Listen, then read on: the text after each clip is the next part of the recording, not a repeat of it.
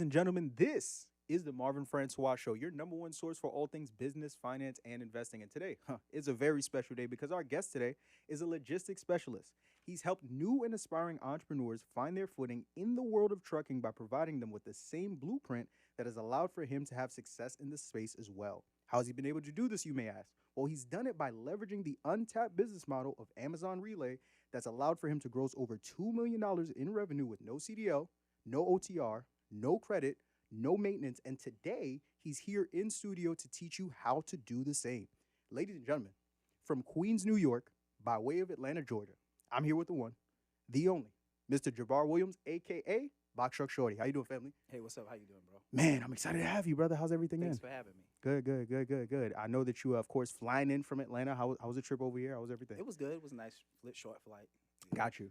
Well, listen, I know we got connected at InvestFest. Correct. I've been following you from then up until now, and I loved a lot of the value that you were providing around the trucking space. It's always a space I've been familiar with, but seeing the niche that you've been able to find in there, the success that you've been able to have in the trucking space, and also the success that your students have been able to have, I had to bring you on here to give the game on top of game to the people. So, for starters, I know I did a decent job introducing you, right? But nobody knows you better than you yourself. So, for those who don't know, let's get them familiar. Who exactly is Jabar Williams? Well, I'm Jabar Williams. Of course, you know I go by Box Truck Shorty. Just like you said, I was born in Queens, New York, raised in South Carolina, moved to Atlanta, came to Atlanta in 1996 to go to school and stayed in Atlanta, loved Atlanta, and got into, went to school, went to college, graduated, did everything my mother taught me to do. You know what I'm saying? To go to school, get a job, get a degree, did all of those good things. And I always had an entrepreneurial mindset, got into the infamous rat race, did it for 16 years. Even though the 16 years I was working, I knew I wanted more. I wanted to, you know what I'm saying, better for myself. And I knew I couldn't leave my kids a job.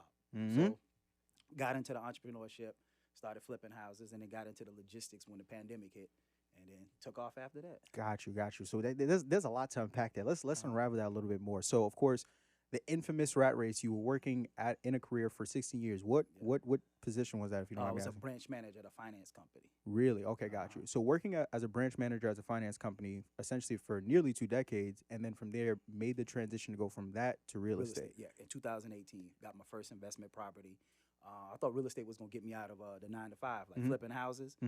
Did my first house I did, I made $176,000. Okay. I was like, wow. Like my head flew off my head, you know what I'm saying, when that hit. And then after that, I bought the house next door, did that house, made like 140. Was doing really good in real estate. Then the pandemic hit. Yep. Put a brakes, and I was like, man, I can't leave my job. You know what I'm saying? So I had to figure out something else that was a little bit more recession-proof to get into. So that's how I entered into logistics. Got you. So at the time when you were flipping the houses, you were still working. You were still essentially balancing the 9 to 5. Right.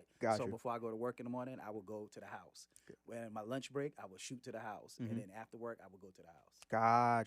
Got you. So then from there, you were working that career essentially for nearly 2 decades. Found out about real estate. Was looking for that to be your out, right? To go all in on entrepreneurship. The pandemic hits. Yep. You got to pivot, right? Yes, Things ain't doing what it's supposed to do, and essentially you had to reevaluate. How exactly did you find out about the trucking space, right? Well, I've always heard about the trucking industry. I've always heard a lot of money that you can make in the trucking industry. And like, for example, it was a young lady that worked under me. Her husband was a trucker, and then when they went through a divorce, he ended up having to pay her $1,600 a month in alimony. I was like, wow, how much money is he making to be paying you that amount of money? Right. So that always piqued my interest. But then I always heard the good about logistics, but then I also heard the bad. You know, the trucks break down, drivers leaving your trucks over the road, CDL drivers. So that always scared me back on the porch, you know, even though I would hear how much money logistics make. Got you.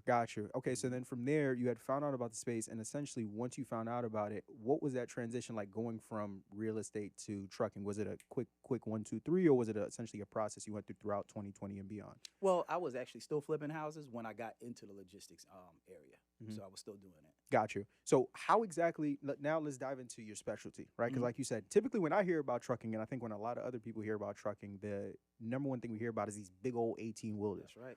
Your specialty is the box trucks, right? Correct. Box truck Yes. shorty, but more specifically leveraging something called Amazon Relay. How exactly did you find out about that space within the trucking field? It was a guy that introduced me to it. He had like 2 trucks, and he was already doing Amazon Relay. So this was like in November of that year. He already had 2 trucks, and I wanted to get into it. And I knew another homeboy he introduced me to, and we talked about it. And he was saying like, look, box trucks is the way of the future. He was like, man, you don't want to mess with the 18-wheelers. It's a pain in the butt. You got to get CDL drivers. It's just a whole bunch that moving with it. And he's like, the maintenance will kill you. Mhm. So he told me that you could get into logistics by renting a truck, that you don't actually physically have to own a truck. Mhm. And then I was like, basically, I ain't believing. I was like, nah, man, I ain't never heard of nobody renting a Right. truck and getting into logistics. And Mhm. sure enough, he showed us the steps and jumped into it. Okay, so now we got to break. I want to break this now for you people because, like I said at the top, Mhm. it's $2 million in gross revenue and counting. By the time this episode come out, we might be sitting at 3 or 4. Yeah, You we understand? passed 2 million now. Oh, okay. Got where we But sitting? At? I didn't want to be disrespectful. No, I Where we sitting at understand. now? Where we sitting at Like, now? probably like 2.5. Oh, Lord have mercy. Goodness gracious. And that's just you, right? Not even Yeah. talking about your students, everyone else that you've been able to Yeah, teach. that's just me. Yep. Got you. Mhm. Talk a little bit about the success that your students have been able to have as well, because you've helped a lot of other individuals get into the space and have success. Yeah, I've helped thousands of people like to get into the Amazon relay. Because not a lot of people talked about Amazon relay. Like you said, when I came into the game, I came in with my own little niche. Like Mhm. nobody was talking about it. Right. Everybody else was talking about going to purchase a truck. Mhm. But there's nothing wrong with purchasing a truck. But if the maintenance on the truck is sky high. Mhm. So if you end up, you know what I'm saying, if you spend your last on, buying a truck and the first breakdown, you out of business. So what I Mm. figured out is renting the truck is a lot easier, no maintenance, Mhm. keeps you in the game. So that's what I started pushing. So when I got into that. All right, so let's break down the game for the people, because if I'm watching this Mhm. and I want to get in the trucking space, Mhm. I've never heard about Amazon Relay. I essentially want this to be a masterclass where I can walk away from this interview, go ahead, get started in this business, and get started in the trucking space. Mhm. So let's break it down. Let's start off with Amazon Relay, because everybody knows what Amazon is, Right. but very few know what Amazon Relay is. So for those who don't know, what exactly is Amazon Relay? How does it work in regards to getting into the trucking space? Okay, so I'm gonna tell you the difference between Amazon. When people say Amazon, a lot of people thinking like Amazon DSP, or they think about the Sprinter vans, like, oh, I can do Amazon with a Sprinter van, Right. or they think of you the person delivering the package to your house. Mhm. Amazon Relay is a division of Amazon where we take freight from a distribution fulfillment center and we take it to either another distribution center or we take it to a post office. So, Mm. like, let me give you a better example that it makes sense. Say, for example, y'all in New York, y'all got Sprinter vans, y'all got Amazon fulfillment centers here, right? Right. Say you in a small town in Alabama, right? And it's only 500 people there. If somebody orders something from Amazon, Amazon is not going to send a Sprinter van 500 miles or 200 miles to go deliver that. Right. So what we do is we take take the packages, pallets from the distribution center, and then we take it and drop it off at a post office. So the post office, they have a contract with the post office, and the post office deliver that freight to you or that package to you. Got So you. that's what it is. We mostly service like rural areas and places that don't have enough to have a distribution center. Got you. And the difference also with it is background friendly. See, with Amazon DSP, because you're delivering something to somebody's house, you have to have a background check. You just can't send a felon or somebody with a convicted Right. felon to their house. With Amazon Relay, there is no background check. So it's friendly for everybody. Got you. Are there other companies outside of Amazon that have a similar program, or is it Amazon? None that I heard of. None. Really? Yeah, because most like the big companies, you got to be in business for years and you got to bid on contract. There's a lot more moving parts with like FedEx and UPS. Yeah, Got you just ain't gonna get a truck and go work with them, rent a truck. That ain't gonna fly. So essentially, like you said, the way that it works is you have a truck, you get your truck, you get your driver, and then from there, you're essentially transporting from Amazon's distribution center, Yep. but you're not going to these people's houses, you're bringing it to the post office. Yeah, in some places like the Northeast, Midwest, that you might take it from one distribution center to another distribution center. But I would say 95% of it is going to a post office.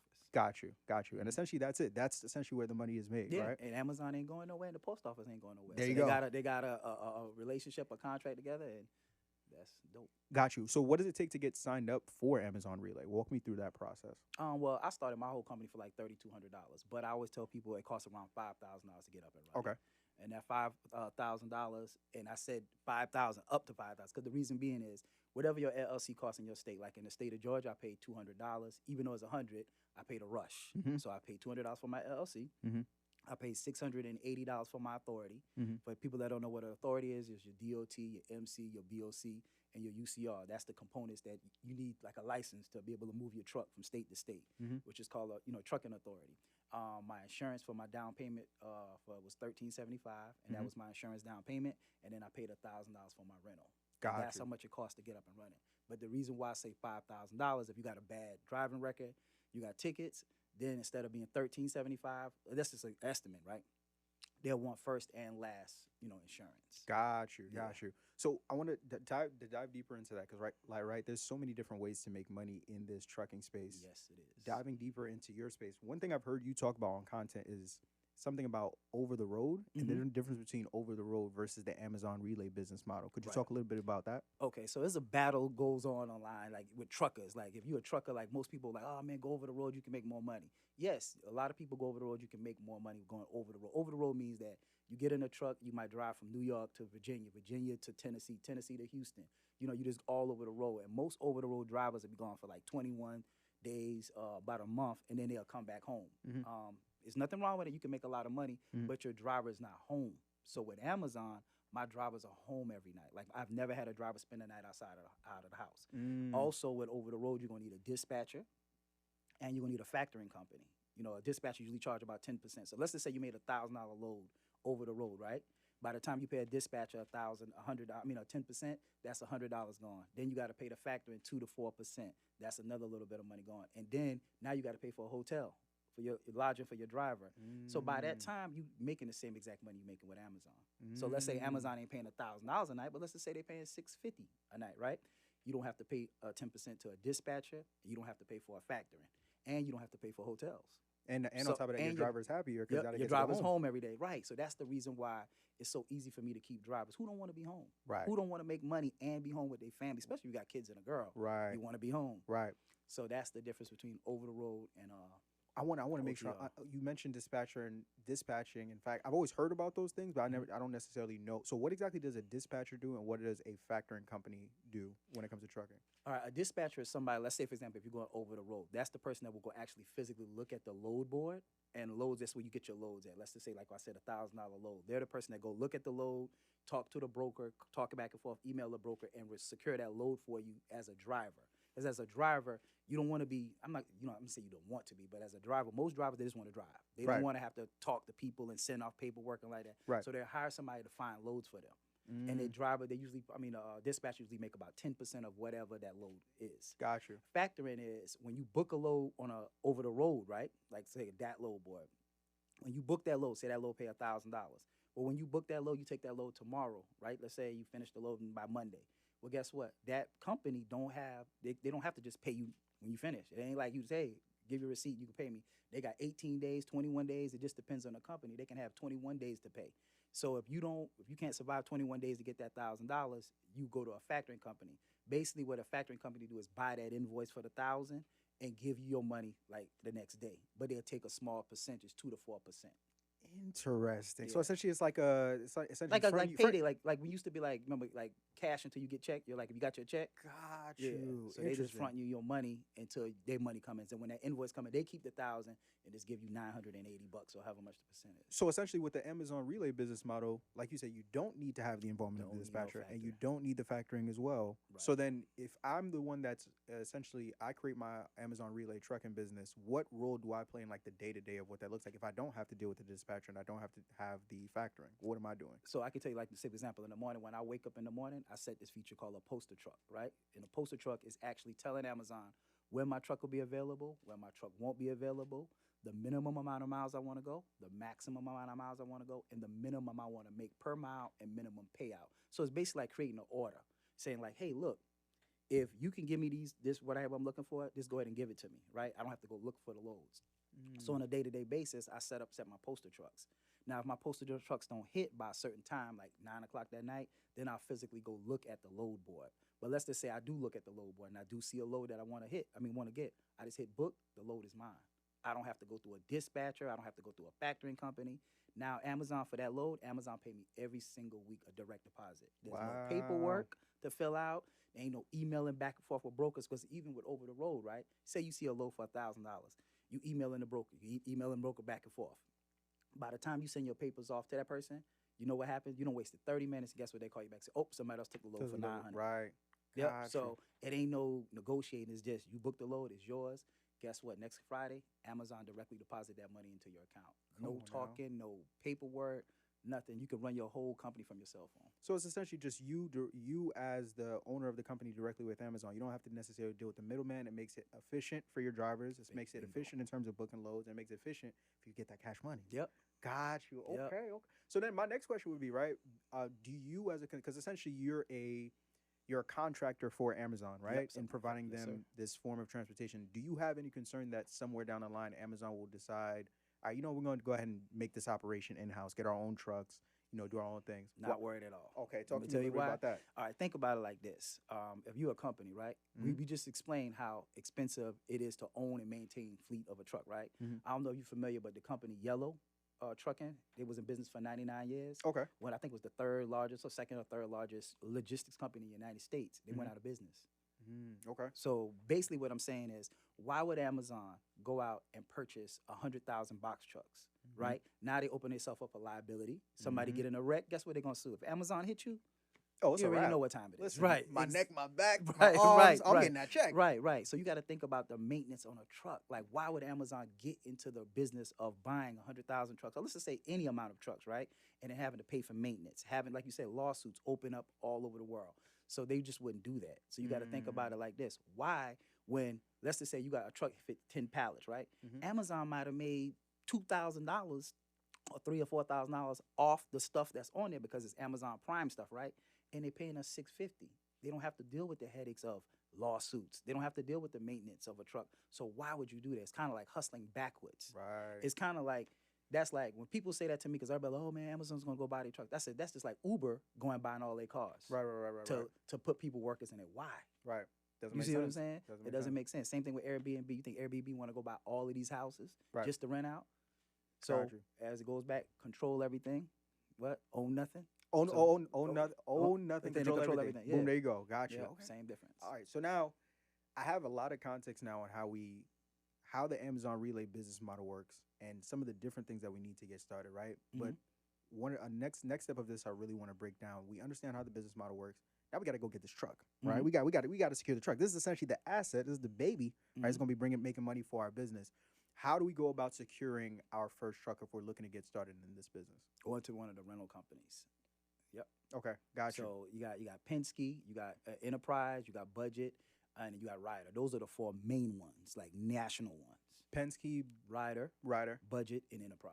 Got you. So and then remember, this is non-CDL too, so it's nothing special that you have to go through or anything to set up, to get a box truck. So you're like you talked about it a little bit earlier on, and I know you talk about it very consistently on a lot of your social media about the whole battle. It's not necessarily a battle, but the preference of rent to own, right? So if I'm looking to get started in space, you talk about how you're able to get started with essentially little to nothing with 5,000 because of renting. What are the pros and cons of renting versus owning, to where you may have some people that want to get into this business? They're like, all right, renting is cool, but I'd much rather own my truck for my business, right? Right. What are some of the benefits and the cons that you see of going either way? Well, owning a truck, you could probably make a little bit more money in the beginning, or in your brain, you probably think you're making a lot more money. So, like, say for example, if you own a truck, and let's say for example you buy a decent truck, that truck payment could be anywhere between $1,500 and $2,000 a month. You get a brand new, because box trucks ain't cheap; they're expensive, like $90,000 to $100,000. Right. So let's say $1,500 to $2,000 if you purchase the truck.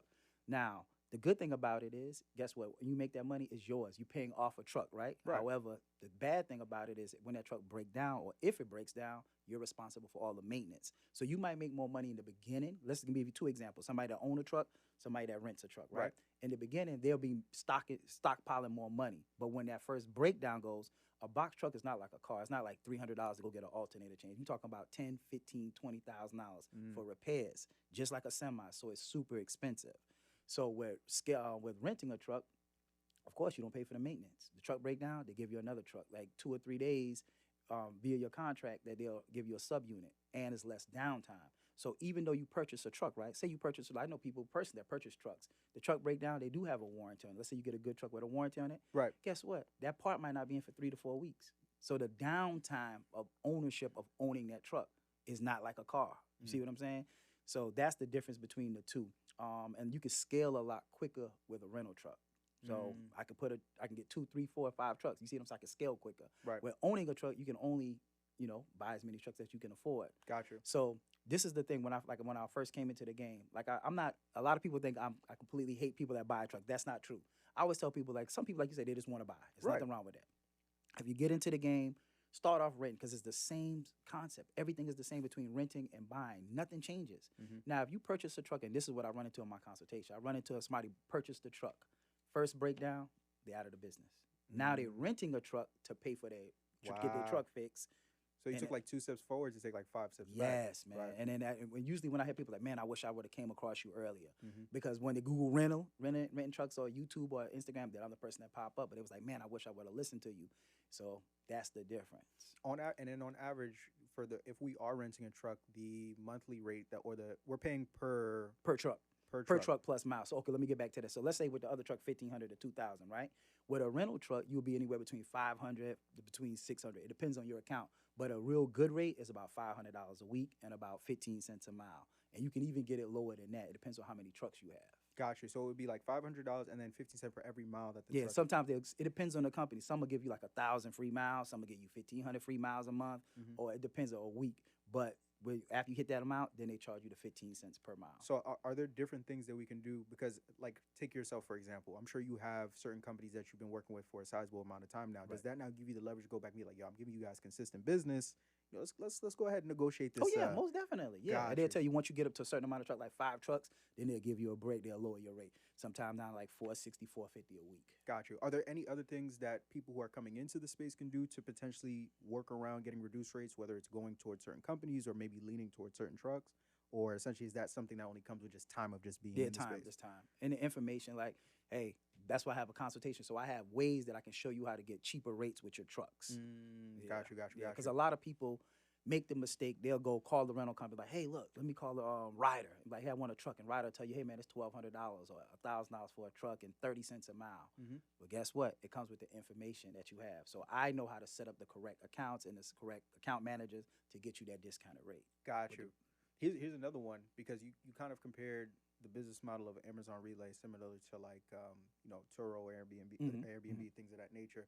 Is renting a truck the same thing as leasing a truck? No, it's different. Break that down for me. So with most people, like I said, for the major companies, when you first get into the game, they're not going to lease you a truck until you've been in business 2 years. So leasing is still close to buying a truck, but Okay. let's say, for example, but you're going to do like a 3-year commitment with them, and Right. you lease the truck, and they'll pay for the maintenance on the truck. It depends. Sometimes they will, sometimes they won't. Mhm. So leasing, they'll give you a better rate, but you're on the hook for a truck for a long time, like 3 to 5 years. And then once that time 3 to 5 years over, you just give them back that truck, similar to like leasing a car. Got you. Yeah. And do they give you a harder if you do decide to go the leasing route? I'm assuming they would give you a harder time because of things. Because on the rental side, if I remember correctly, you're essentially saying there's not really that much red tape. They don't weigh heavily things like credit and criminal history No and things credit, like none of that. Right. Nothing. So with leasing, you got to be in the business for 2 years.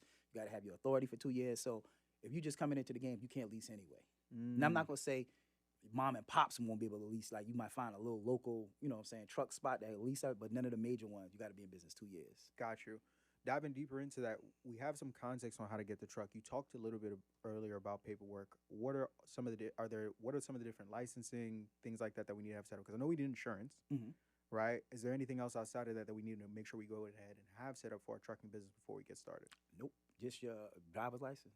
A regular driver's license, like I said, is non-CDL because, a box truck, you can get a CDL box truck, but the ones we're operating is 26,000 pounds and below. So it's non-CDL. So anybody with a regular driver's license can actually operate a box truck. No special license. You do have to get a DOT medical card, and that's to drive any commercial vehicle over 10,000 pounds. But that's real simple. Costs like $100. You can Google it, get you a medical card. It's like a little physical that they take just to make sure you're safe to drive a truck. Got Or you. be able to pick up stuff or something happens. So for the paperwork, how long does it usually take for us to essentially once we secure our truck to essentially get on the road? Because I'm sure the paperwork is not something that happens like 1, 2, 3. Right. So let's just say, for example, today is Saturday, right? Yep. And let's say on Monday you wanted to get started. You set up your LLC, however many days that take in your state, and let's say you get your LLC. Then once you get your LLC, let's just say you go get the next step is to get your authority. Mhm. Your authority takes 21 days, no matter what state you in, is a protest period. So it takes 21 business days to get up and running. So after the 21 business days, then you add insurance to your truck, and that will activate your authority. Once your authority is active, then you're free to go get a truck and hit the road. That's it. One, Yes, two. sir. Okay. All right. Mhm. So now going back to we understand the nature of how the business model is structured. What are some of the different things that we could do? We have our truck, we have the business model set up, we got our paperwork. What are some of the different strategies that we can implement once we get our truck to go ahead and secure more profitable loads with Amazon? Well, all right, so let's just say, for example, if you don't have somebody that you can lease on to, because Amazon started in March, they started a new rule. So let's say, for example, when I first started with Amazon, Literally, when my authority was up, I was able to apply. I think it took like 2 days to get accepted.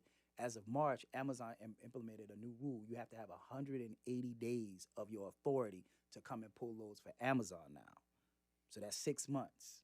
So okay, wait, hold on. Explain that a little bit more. So we would have to have the authority. For 180 days. So basically 6 months before you can actually sign up with Amazon yourself and do loads. So it's two options you could do. You could, of course, do over the road or do the DAT load board and do it locally. Like when I'm saying over the road, remember I said you're going from Houston to Texas, whatever. Mhm. Some people do the DAT load board and they do regional, but you still will need a factoring company and you still will need like a dispatcher. Gotcha. If you don't need a dispatcher, then you can learn how to dispatch and dispatch yourself if you want to. Or you can lease on to somebody that already have an Amazon account. Or if you know somebody that has an authority and it's over 180 days, you can lease onto their authority for the 180 days. So that way, as soon as your authority hits in that 21 days, you lease onto them, you can literally start booking your own loads. Got you. Another thing I heard you talk about as well, what exactly is the early access load board? Okay, it's a good question. So Yeah. Amazon has a metrics that they work by. And this is why I kind of say the battle of Amazon versus over the road. See, if you over the road, let's say you book a load, you have to get somewhere, it be at 12 o'clock. If you roll in at 12:10, 12:05, 12:15, ain't nothing gonna really happen to you. Mhm. Amazon metrics is based off of timing. They got four main components to their metrics. The number one is being on time. So if Amazon said you got to be there at 2:30, you got to be there at 2:30, not 2:31, not 2:31 and a half, 2:30. Amazon is cutthroat when it comes to time. So the next step is going to the post office. So everything is tracked with Amazon. I mean, to the minute. Right. So from the time you arrive at Amazon to the time you go to the post office, every post office until you're done. The next step is accepting a load. So say you book a load for the night paying $650, right? You get sleep, you get tired, your girl call, you don't want to go out, you reject that load. If you reject that load, it goes against your score, Mhm. and that's go against your acceptance score. Those are the two things that knock people out of the game, right? And then they have a third one, which is called disruption. Disruption is when I book a load, say that load leave at 12 o'clock tonight. Mhm. If 10 o'clock comes and I don't assign a driver to that load, Amazon get nervous. They be like, man, maybe he don't see he booked this load, and now they start hitting you with disruption points.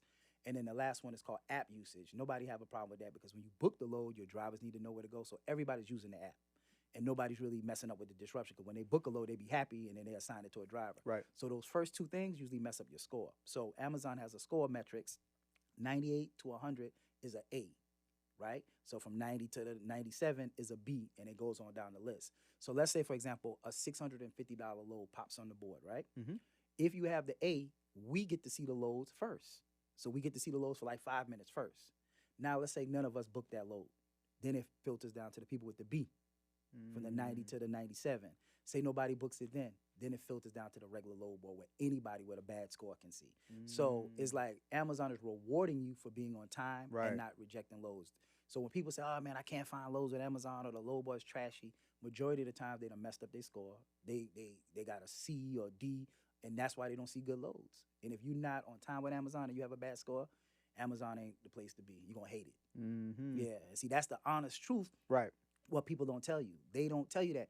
Man, they watched a couple of my YouTubes, watched some people, and never got the education on how Amazon work. If you don't get the education and the information on Amazon work, you're going to hate it. Right. Like I always tell people, imagine somebody showed up to your job tomorrow trying to do your job with no training. Mhm. You think they're going to be successful? Not at all. Exactly. I don't care if you flipping burgers. You ain't going to be successful. Right. So it's the same thing with Amazon. Right. Yep. Okay. In terms of leveraging different strategies, once we're in this business now to just try and make as much money as we possibly can, Mm-hmm. you broke down the Amazon, the early access load board beautifully. Another aspect of this game that I've also heard you talk about is peak season. Mm-hmm. What exactly is peak season? Peak season is when Amazon, let's say for example, a load's paying 600, 650, right? Mhm. Amazon is paying double to triple because now them loads have to go. It usually comes around holiday time. So like usually like the third week in November is a rush. Like all of the loads are good. The load board's just on fire nationwide.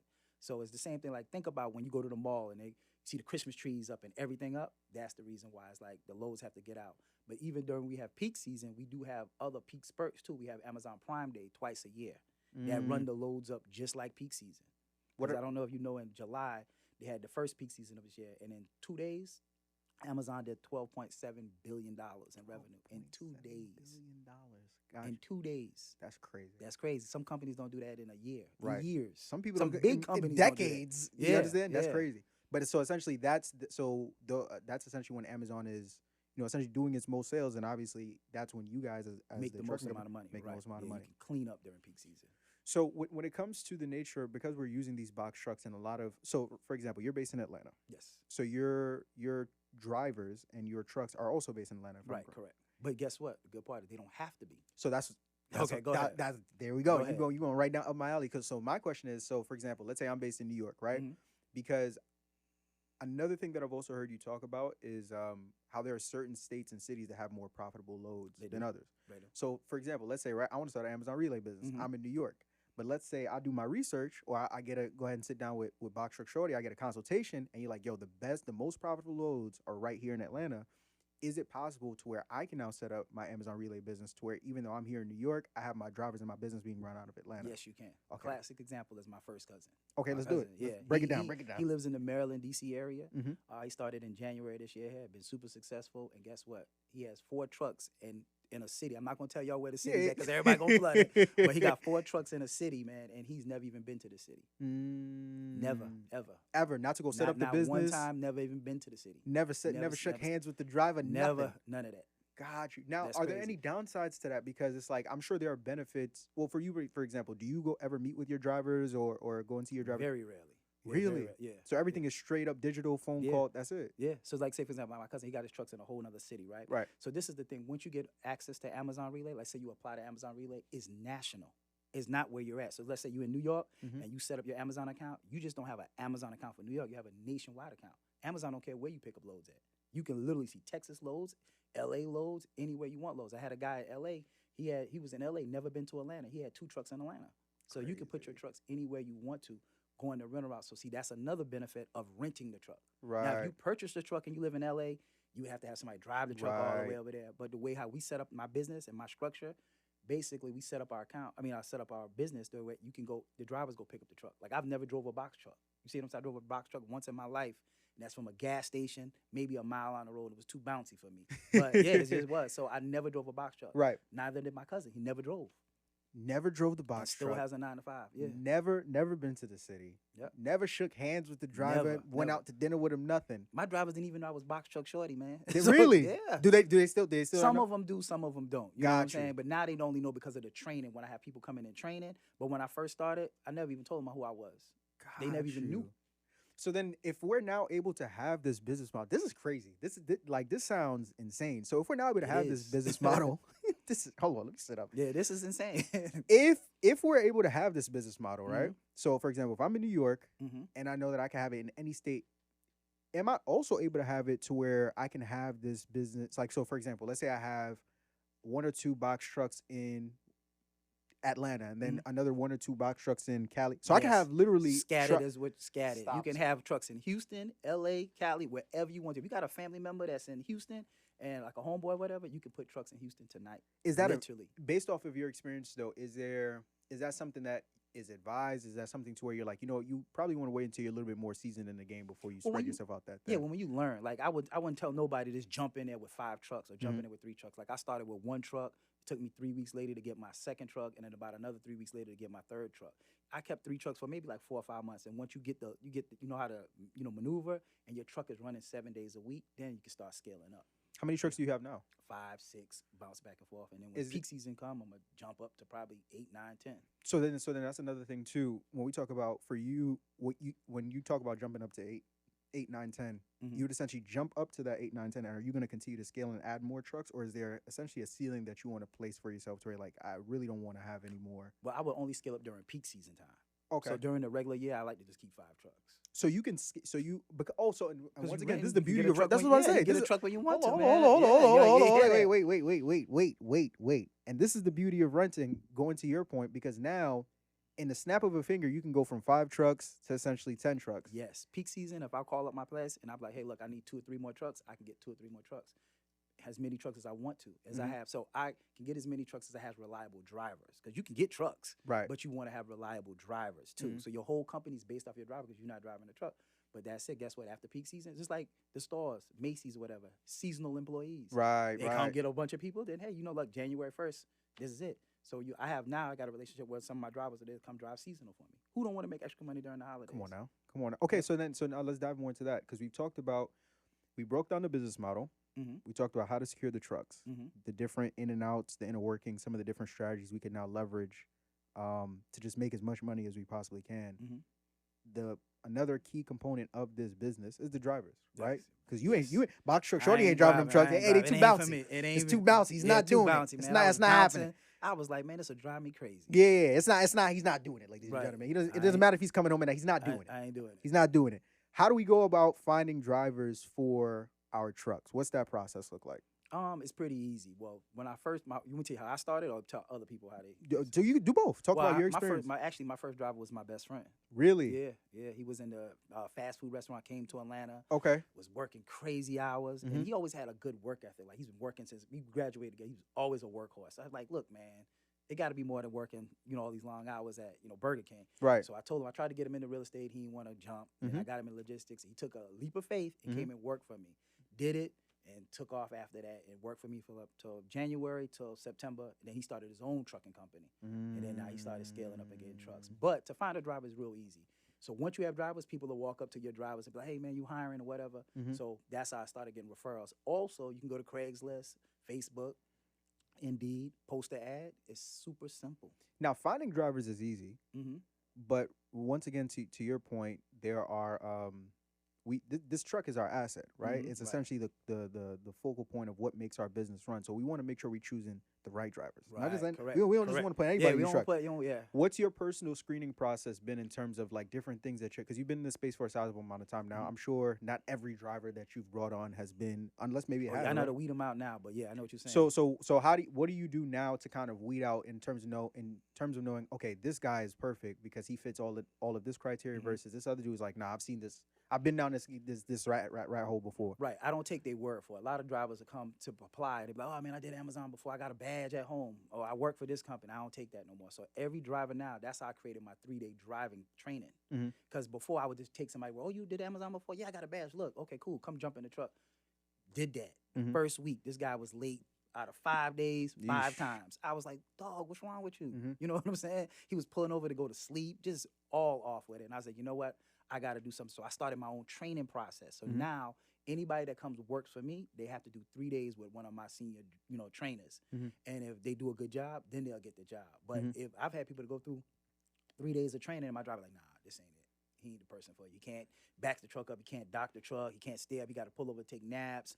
He complained too much. This ain't it. Right. And then we won't hire that person. So now, because I did that, now I implement it for anybody else that want to get their drivers. They can send them to me and be trained.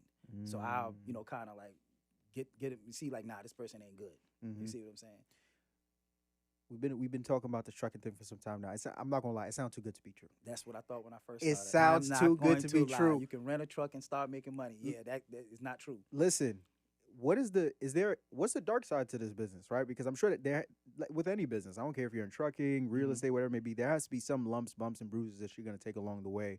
Has there been any in particular that you've taken? Oh yeah, learn the learning curve, man. Learning is What was that learning? What did that learning curve look like? What was some of the bigger L's that you took as you were navigating and getting started in this space that you're kind of helping people to avoid now? hiring the wrong drivers, looking at the low board the wrong time. I mean, you name the mistake, I made it. I've made them all. Booking the wrong loads, like booking the load for a semi when it's for a box truck. Looking at the load board. I'm at work all day, my 9 to 5, got my phone up like a crackhead looking at the load board as I work all day, not knowing when to look. Right. Hiring the wrong drivers, hiring a driver that stayed too far away. So now all my drivers need to stay in the vicinity of where the truck is at. Just little things, man, like having a key under the truck, a spare key, because your driver gonna lock your truck. Like I know I didn't bump my head on every single thing that could be done. Some of the bad side of trucking is up and down, just like any industry. You know what I'm saying? A lot of people think when they jump into an industry, it's always gonna be up. It Nah. ain't gonna always be up. No. Everything has ups and downs, peaks Right. and valleys. So guess what? After peak season come, when everybody spend their money up for the Christmas holiday, guess what comes after that? A slow period. Slow, because ain't nobody spending money in January. It's slow, so the price is gonna drop back down to like instead of lows being during peak season, let's say $1,000, $1,200. Now that low might drop back down to $450, $500. So you got to be able to survive that valley till tax time. When tax time come, where people get their money with tax, what they go do? Blow it. Yeah. Back on Amazon. So then we booming again for a couple months. And then in the summer, kids go on vacation, we go back down to a little peak. You see what I'm saying? Go back to school, everybody start ordering stuff. So it's peaks and valleys. Being able to survive the industry. This anything. Ain't nothing always up. Mm. So, in the information, Talk to me about learning the business. So that's another thing, man. Everybody wants to be successful, but nobody wants to learn the business. That's the most overlooked Very part true. of anything in business. And then when they don't get the same results, they complain. Like, oh man, it don't work. No. Like I always tell people, I always give an analogy. Everybody that go to Yale ain't gonna be successful. Right. Everybody that open a barbershop ain't gonna be successful. A restaurant. But guess what? There are gonna be successful people in the industry. And that comes with the grind. I can give you the information all day. Mm-hmm. If you don't apply it, That's it. that doesn't mean the system is not work or it doesn't work. That means that you just didn't have the grind. Mm-hmm. So that's the thing. This the learning curve. For those slow seasons. So to give you an example, right? Mm-hmm. I know we of course constantly refer to the parallels of this industry compared to like if you had a car rental business or Mhm. something like that. So for example, I know, like you said, within any business there are slow seasons. Mhm. What some people who will usually do who have like a car rental business during some of those slow seasons is they'll essentially take their cars that they would put on these platforms like Turo and Hire Car and all these different things, and they'll have like other, not I don't want to say a side business, but they essentially have other ways that they can leverage it because you still got to pay the note, Mhm, right? Well, in your mhm, case, you're renting, so it's on Turn them in if you want to. right. But during the slow season for like these car rental businesses, what Mhm. they'll do is like, okay, if my car isn't getting booked as much as I wanted to in this month, I'm gonna go ahead and rent it out to this rapper that wants to use it for a photo shoot and things like that. Are Mhm. there different things that you do during the slow season to maybe still keep these trucks profitable? No, or so no? even when it's slow, I can still survive. You get what I'm Okay. saying? It's not slow that it's not profitable for me. Instead of me making, let's say I make $200 at the end of the night. Instead of me making 200, I might only make 100. Mhm. But that's still profitable because I'm not Yeah. driving a truck. You get what I'm saying? So Right. $100 a night times 5 trucks, that's $500 a night. So that's still good money. Yeah, for Yeah, sure, for yeah. sure. So it's just not peak season. Right. Yeah, With yeah. a bag is coming in. Right. And then you got to remember too, like if you scale up during peak season, you can scale down. Mhm. You can drop down as many trucks as you want Because You you're wanna- renting. Yeah. So essentially, and that now listening to you break it down, it almost makes too much sense for you to rent versus not to, because it just minimizes your liability greatly. And then also, Smart man. you understand Smart on man. top of that, when those slow seasons come, you're now essentially just able to put those trucks in. If I was using 5 trucks during peak season, I'm gonna just keep these 1 or 2, right? So that Mhm. some money is coming in, but I'm not over here essentially paying for, essentially operating in the red during these seasons. Yes, Beautiful. facts. So Let's- see, so the same way. Once people learn about it and they get the information and they be like, aha, Mhm. it's like an aha moment. It's like, why would I go buy? And everybody was like, well, why don't you buy? Why don't you buy? I got the money to buy a truck, Mhm. cash, right? However, every time I'm about to go buy it, somebody will do a consultation with me like, man, my truck is in the shop, man, it's 15,000. Like, Mhm. nope, not gonna do it. Why? Mhm. Why? You know what I'm saying? So I'm good off of that. I love it. Another thing I love, because like I said, I followed you pretty closely from when we first got connected up until now, and you Mhm. talked about a little bit earlier on in the interview when you talk about helping people get into the space. You're actually an advocate of people understanding, like, hey, you don't have to leave your job to Right. get into this business. If you want to keep your 9 to 5 and then essentially have this business as well, you can. I'm curious to know the reason why. Is that for you because of how difficult it was for you to transition from your 9 to 5 and kind of leave that space to go into entrepreneurship full time? You talk about what took me so long to Yeah. jump into it? Well, why have you been such a big advocate for individuals who are, because we're in a day and age now where people are like, well, if you have a 9 to 5, right, you're wasting your time. Entrepreneurship is the way to go. Mhm. That's not really the stake that you take. You're really of the mindset of like, hey, whether you want to have going full time in a business, you can. Whether you want to have a 9 to 5, you can.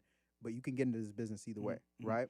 Is that come from your own personal experience, right? In terms of why you're an advocate for that, because of what your transition was like coming into entrepreneurship? Because when I started, I still was working my 9 to 5, and it was like I said, when I was doing it was a little bit more difficult because Amazon wasn't the way it is.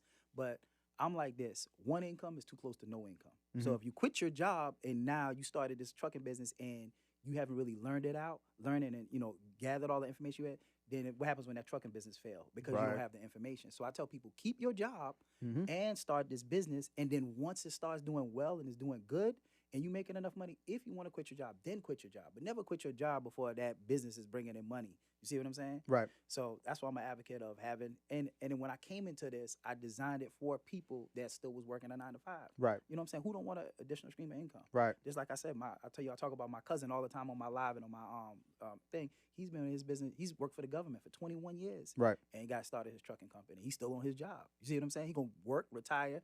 This will be an additional stream of income. Mhm. So I don't want people to feel like they have to pick and choose. Yeah. Because a lot of people think if you get into trucking, it's gonna be too time consuming to have a 9 to 5, and it's not. Like I literally literally Mm-hmm. spend less than 30 minutes a day running my whole Yeah, company. you man. can't say something like that on this Okay. podcast. Hold on, hold on. How much? Wait. So then, so for you as someone who has experience, what does your typical day to day look like now in the space? Okay, I wake up in the morning. Mm-hmm. I set my poster trucks. Okay. Right. I set my poster trucks. Now, let's just say if I set 5 poster trucks and one of them don't book by that night, but let's just say they do. If all of my poster trucks hit for that day, then literally it automatically goes to my driver. My drivers, when they wake up or get up, re-group me, they give me a thumbs up, like got the load. They go pick up the load. Let's say it's 1 o'clock in the morning. They pick up the load, take the load, drop the load off, repeat it the next day. Now, let's say one of these loads don't book, right, on the poster truck. So poster truck remembers when I'm telling Amazon my truck is available and the amount of money I want. Mhm. Say the load don't hit. About 9 o'clock that night, I'll physically go look at the load board. Look at the load board. When the load pop up, I book the load. It goes to my driver. He go pick up the load. Same exact thing. That's it. That's it. No talking to nobody. No nothing. That's how easy it is. And guess what? I like to vacation. I like to travel. When I'm over Cancun, Mexico, wherever, I'm in New York. Guess what? I'm still booking my loads for the night. So even here, like right now, as you're doing it, you literally before you got on this pod, you could have essentially just been When I booking woke up a this load. morning, yep, that's what I do. If y'all see me in this business after this podcast episode, you know the reason why, ladies and gentlemen. If you see me in this business after this podcast episode, that's Yeah. it. So okay, so now that you're essentially you're full time into entrepreneurship, Mhm. you've escaped the rat race, you've created this business for yourself. Now that you're a full time business owner, what would you say are the 3 biggest traits that you've attained as an entrepreneur that has allowed for you to have the success that you're having now in this space? 3 of them, I would say definitely. I become obsessed with whatever I'm doing. Like I always talk about that a lot in my thing, becoming obsessed. Mhm. I ain't talking about like just reading a couple books or looking at a couple YouTube and then thinking I'm gonna do it, or YouTube University, everything, Mhm. and like become obsessed. Like I watched everything when it came to trucking. Same thing with with real estate. I didn't have nobody to teach me physically. Mhm. I watched every flip or flop show. I watched HGTV, and I become a nerd. Right. You know what I'm saying? Learn everything I can. The next thing I would say is like grind and hustle. Mhm. I think I always put my head to it like, if somebody else can do it, so can I. Right. And that's been my mindset. And I don't let like the little cappers or people that tell you, oh, you can't do it, trucking is bad, because they told me trucking was bad when I got into it. And I would say a third thing is, man, I don't know, determination. Like nothing gonna stop me. Mhm. And that's just determination. I love it. I don't listen to negative nonsense, like Naysayers. Yeah, naysayers, negative Nancy's. All right, there you go. Yeah. Got you. And you're also Uh-huh. a father as well, correct? Yes, sir. How many children? 5. Five children. 5 kids. How many boys? How many girls? 4 boys, 1 girl. God is good. Okay. Yeah, he is. So now, of course, once again, with you being in this space now, how important is it for you to be able to allow your children to see essentially what you're doing in the day-to-day? Because everything is essentially, for any parent, doesn't matter if you have a career or if you have a business, everything you do is for your kids. Oh yeah, most Right? definitely. So what are those conversations like now? Are you involving them in any ways in the business so that they're able to see what you're doing and why you're doing it and who it's for, essentially it being for them? Well, my oldest, yes, but not my. My youngest is 8, so Gotcha. nah, but they on payroll. In the business? Yeah, they on payroll. Okay, interesting. Yeah. When you say on payroll, break that down for me. Because by law, I don't know if the IRS be listening to this kind Right. of stuff. No, they don't watch this Nah. podcast episode. They don't. Nah, but for real, you can pay your child up to $1,000 a month, or up to $12,000 without it being, taxed Right. or whatever. So Right. yeah, my kids, they shred papers. They do all of the little stuff that daddy needs done around the house. You know what Really? I'm saying? Right. So, yeah. Got you. So I pay each of them $1,000. And then when it comes to those conversations with the oldest, is a son? So my oldest is in the college, so he's in his last year of college. And is he in the business as well? Nah, he's not in the business. He's in the IT. stuff, Got you. But I'm trying to get him Like, to, give him a little nudge, give him a little push. Yeah, I try to get him. So what are those conversations like? And for, well, not even just conversations, but even for the younger ones, how important has that been for you coming in to this space and having the success that you have to have them around the business in just whatever capacity that you can? It's been good. I would say it's good, and I think like I'm not gonna force it on my kids because everybody don't want to be entrepreneurs. But I Right. also speak to them about like everything in college either. You know what I'm saying? I'm not one of those parents that like, hey, you have to go to college because that's what I did. That's what your mama did. Mhm. I'm not that parent. Like I kind of let them. I kind of like, for example, I got a son 16. He's like a little hustler. You know what I'm saying? Like, and I ain't talking about illegal hustle. I'm talking Right. about like shoes. I'm a sneakerhead.